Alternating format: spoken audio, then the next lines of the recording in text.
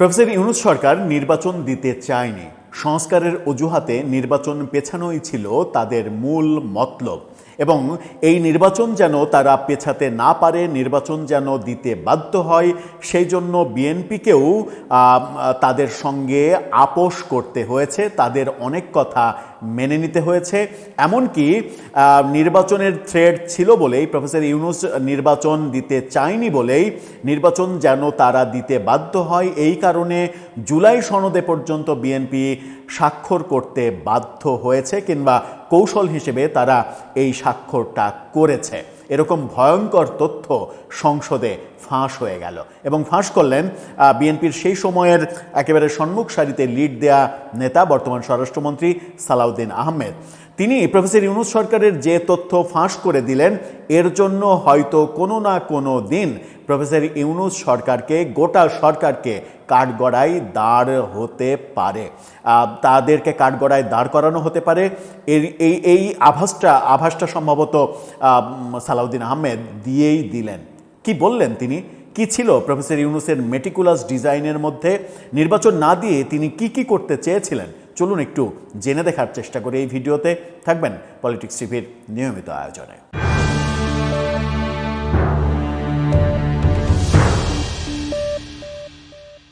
দর্শক, বলছিলাম নির্বাচনের বাহানা ছিল, নির্বাচন না দেওয়ার বাহানা ছিল প্রফেসর ইউনূসের। তারা নির্বাচন দিতে চায়নি, সংস্কারটাকে অজুহাত হিসেবে বারবার সামনে এনেছে এবং সেই অজুহাত থেকে বাঁচার জন্যই বিএনপি কৌশলে প্রফেসর ইউনূস সরকারের সঙ্গে অনেক কিছুতে আপোষ করেছে এবং সেই আপোষের অন্যতম একটা হচ্ছে জুলাই সনদে স্বাক্ষর করা। জুলাই সনদে সই বিএনপি নিজের ইচ্ছাতে করেনি, এটা তাদের রাজনৈতিক কৌশল ছিল মাত্র। সেটা যদি তারা না করত, তাহলে প্রফেসর ইউনূস নির্বাচন না দিয়ে অনেক দিন ক্ষমতায় থাকার ধান্দাটা পাকাপুক্ত করতেন। এই ভয়ঙ্কর কথাটা সালাউদ্দিন আহমেদ বলছেন। ডেইলি স্টার এই শিরোনামটা নিশ্চিত করছে। ডেইলি স্টার বলছে, সংস্কারের বাহানায় যদি নির্বাচন না দেয়, তাই আপোষ করে জুলাই সনদে সই করেছে। ডেইলি স্টার যখন এই কথা বলছে, তখন আমরা দেখছি যে ইন্ডিপেন্ডেন্ট টেলিভিশন তারা বলছে, তাদের শিরোনামটা দেখে নিন, তারা এভাবে বলছে, যদি নির্বাচন হতে না দেয় সেজন্য আপোষ করে জুলাই সনদে সই করেছে। এই যে ভয়ঙ্কর তথ্য সালাউদ্দিন আহমেদ দিলেন, এই তথ্যই বলে দেয় প্রফেসর ইউনূস সরকার ক্ষমতা পাকাপুক্ত করার জন্য, ক্ষমতা দীর্ঘায়িত করার জন্য এমন কোনো কুমতলব নেই যা প্রতিষ্ঠিত করার চেষ্টা করেননি। কি উদ্দেশ্য ছিল তার? কারাগার থেকে অন্তত 700 জঙ্গিকে ছেড়ে দিয়েছেন। আজকে বাংলাদেশে যে জঙ্গিবাদের আবার নতুন করে উত্থান হচ্ছে, একদিন আগে 4 জনকে গ্রেপ্তার করেছে ডিবি পুলিশ। মার্শাল আর্ট প্রশিক্ষণের আড়ালে জঙ্গি প্রশিক্ষণ দেওয়া হচ্ছে। মার্শাল আর্ট এবং বন্দুক চালানো প্রশিক্ষণ প্রফেসর ইউনূসের শিশু উপদেষ্টা আসিফ মাহমুদ সজীব ভুঁইয়াও দিয়ে গেছেন সরকারি টাকা খরচ করে। কাদেরকে তিনি প্রশিক্ষণ দিয়েছেন, তারা কারা, প্রশিক্ষণ নিয়ে তারা কোথায় গিয়েছে, এই প্রশ্নগুলোর এখন সমাধানটা খুব দরকার। সালাউদ্দিন আহমেদ কি বলছেন? সালাউদ্দিন আহমেদ বলছেন, একটা তাগাদা ছিল সংস্কারের বাহানায় যদি নির্বাচন না হয়, সেজন্য আমরা সব কিছুতে আপোষ করে জুলাই সনদে সই করেছে। এই একটি কথাই যথেষ্ট প্রফেসর ইউনূসের সরকারকে কাঠগড়ায় দাঁড় করানোর জন্য। সন্ধ্যায় সংসদে, গতকালকে সংসদের সমাপনী ভাষণে তিনি এই বক্তব্য দেন।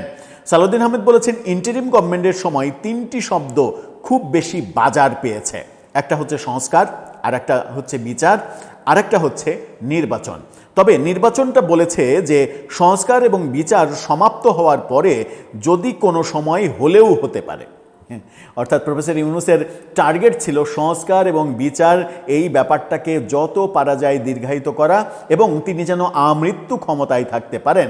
ক্ষমতা লোভী এই মেটিকুলাস ডিজাইনার, তিনি সেই সব কিছুই করেছিলেন। কিন্তু শেষ পর্যন্ত মূলত বিএনপির রাজনৈতিক কৌশল এবং সেনাপ্রধানের শক্ত অবস্থানের কারণে প্রফেসর ইউনূস নির্বাচন দিয়ে সটকে পড়তে বাধ্য হয়েছেন। সংস্কারের জন্য আমরা আমার কিছু বড় ভাই বুদ্ধিজীবী বিদেশ থেকে অবতরণ করেছিলেন, ওই আলিরিয়াজের কথা বলছেন। আলিরিয়াজকে যে সংস্কারের জন্য এই বিদেশি নাগরিককে উড়িয়ে এনেছিল প্রফেসর ইউনূসের সরকার, সেটা বলছেন তারা অলৌকিক কিছু সংস্কার নিয়ে দেশে অবতরণ করলে আমরা সংস্কার কমিশনে আলাপ আলোচনা করতে করতে এই জুলাই জাতীয় সনদটা প্রণয়ন হয়েছে, এমনটা বলেছেন। স্বরাষ্ট্রমন্ত্রী আরও বলেছেন, এখানে একটা বিষয় উঠে এসেছে, যখন ৭০ অনুচ্ছেদের বিষয়টা প্রথম ডিসাইডেড হয় ঐক্যমত্য কমিশনে, তখন সবাই নোট অফ ডিসেন্ট সহ একমত হলেন যে দুটি বিষয়ে সবাই একমত। বিএনপি সহ কয়েকটি দল মনে করে সংবিধান সংশোধন এবং জাতীয় নিরাপত্তার বিষয়টি ৭০ অনুচ্ছেদে থাকতে হবে। অর্থাৎ ৭০ অনুচ্ছেদে যে কোনো এমপি দলের বিরুদ্ধে অবস্থান নিতে পারেন না, সেটা একটু চেঞ্জ করে সংবিধান সংশোধন এবং জাতীয় নিরাপত্তার কিংবা সরকারের যে মানে সরকারের বিপক্ষে ভোট দেওয়া, এই ব্যাপারগুলো ছাড়া, সেন্সিটিভ ব্যাপারগুলো ছাড়া সংসদ সদস্যরা অন্য সব ব্যাপারে স্বাধীনভাবে তাদের ভোট দিতে পারবে, এরকম বিধান যুক্ত করার ব্যাপার আলোচনা হয়েছিল। সেদিন থেকে সিদ্ধান্ত হলো নোট অফ ডিসেন্ট সহকারে জুলাই জাতীয় সনদ প্রণীত হবে এবং নোট অফ ডিসেন্ট সহকারে আপনারা সই করেছেন, আমরাও সই করেছি, আসুন সেই জুলাই সনদকে বাস্তবায়ন করি। এই বক্তব্য আরও অনেক বক্তব্য দিয়েছেন। সংস্কারের প্রথম কার্যক্রম প্রেসিডেন্ট জিয়াউর রহমান করেছেন, তারপরে বেগম খালেদা জিয়া করেছেন, তারপরে তার ধারাবাহিকতায় তারেক রহমান করছেন, ৩১ দফা দিয়েছেন, এরকম অনেক কথা তিনি বলেছেন। সেই বিস্তারিত আলাপে যেতে চায় না। আলাপে যেখানে থাকতে চাই সেটা হচ্ছে যে বিএনপির এই ডাকসাইটে নেতা এবং যাকে ভাবা হচ্ছে যে বিএনপির পরবর্তী মহাসচিব, তিনি ফাঁস করে দিচ্ছেন প্রফেসর ইউনূসের তেলেসমাতি কারবার, যে বিএনপিকে কৌশলে অনেক কিছুতে আপোষ করতে হয়েছে, কারণ প্রফেসর ইউনূস নির্বাচন দিতে চাইছিল না। প্রফেসর ইউনূস তিনি চাইছিলেন তার মানে ক্ষমতায় থাকার যে খায়েশ, সেই খায়েশটা যেন আমৃত্যু থাকে। তিনি যেন প্রধান উপদেষ্টা হিসেবে মারা যেতে পারেন, যেন প্রধান উপদেষ্টা হিসেবে মারা যাওয়ার পরেও একটা রাষ্ট্রীয় গার্ড অফ অনার দিয়ে রাষ্ট্রীয় মর্যাদায় তাকে দাফন করার ঘটনাটা ঘটে এবং তার মানে সর্বোচ্চ পাওয়া নিশ্চিত হয়। সেটাই কি চেয়েছিলেন? এবং সেটা চাওয়ার জন্যই সংস্কার এবং বিচার শেষ হওয়ার পরে তারপরে যদি সময় পাওয়া যায় নির্বাচন হবে, এরকম বক্তব্য দিয়েছিলেন, যেটা সালাউদ্দিন আহমেদ বললেন। যদি এরকম করে থাকেন, একটি অনির্বাচিত সরকার যার জনগণের কোনো ম্যান্ডেট নেই, যিনি কথায় কথায় বলেছেন ছাত্ররা আমার নিয়োগদাতা, সেই ছাত্রদের তিনি মববাজিতে নামিয়ে দিয়েছেন, সেই ছাত্রদের তিনি চাঁদাবাজিতে নামিয়ে দিয়েছেন, সেই ছাত্রদের তিনি ক্ষমতার মোহ শিখিয়েছেন, সেই ছাত্রদের দিয়ে তিনি 2007 সালে নিজের যে রাজনৈতিক দল তৈরির মানে ব্যর্থতা, সেই ব্যর্থতা ঢাকার জন্য নতুন রাজনৈতিক দল তৈরি করিয়েছেন।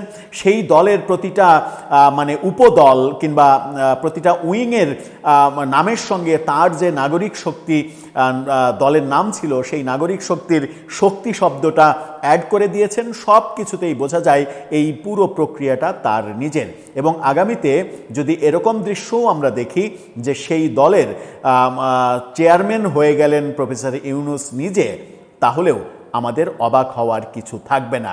মূলত পরিকল্পনাটা সম্ভবত এরকমই ছিল যে নির্বাচনটা তখনই তিনি দেবেন যখন তার প্রিয় দলগুলোর ক্ষমতায় যাওয়া নিশ্চিত হবে এবং ক্ষমতায় যাওয়ার পরে তিনি প্রধানমন্ত্রী হবেন অথবা রাষ্ট্রপতি হবেন এবং তার ওই শাসন ব্যবস্থা অব্যাহত থাকবে। তিনি বাংলাদেশটাকে পরিপূর্ণভাবে যতদিন পর্যন্ত না আমেরিকার একটা প্রদেশে রূপান্তরিত করতে না পারছেন ততদিন পর্যন্ত দায়িত্বে থাকবেন। আবার প্রফেসর ইউনূসের সরকারকেই শুধু একা একা দায়ী করে লাভ কি? প্রফেসর ইউনূস যে দেশ বিক্রির চুক্তি করেছেন আমেরিকার সঙ্গে, সেই চুক্তি নিয়ে সংসদে তো 1 ঘন্টার জন্যও আলাপ হলো না, 1 মিনিটের জন্যও আলাপ হলো না, এবং সেই চুক্তি বাতিল করা তো অনেক দূরের কথা, গতকালকে আমেরিকার সঙ্গে 14টা বোয়িং কেনার আনুষ্ঠানিক চুক্তিও করে ফেলল এই সরকার।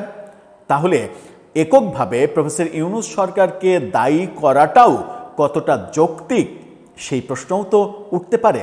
কারণ প্রফেসর ইউনূসের ক্ষমতা থেকে যাওয়ার মাত্র 72 ঘন্টা আগে এই যে আমেরিকার গোলামির চুক্তি, সেই চুক্তি সম্পর্কে জানতো দলগুলোর সম্মতি নিয়েই সেই চুক্তি করা হয়েছে, এরকম বক্তব্য তো বর্তমান সরকারের পররাষ্ট্রমন্ত্রী এবং প্রফেসর ইউনূসের নিরাপত্তা উপদেষ্টা তিনি বলেই ফেলেছেন প্রকাশ্যে। সব মিলিয়ে আমরা আসলে একটু মানে কনফিউজড যে কার ব্যাপারে কি ভাববো কিংবা কি ভাবা উচিত। দর্শক, আপনি কি ভাবছেন? আপনার মতামত জানিয়ে লিখতে পারেন আমাদের কমেন্ট বক্সে।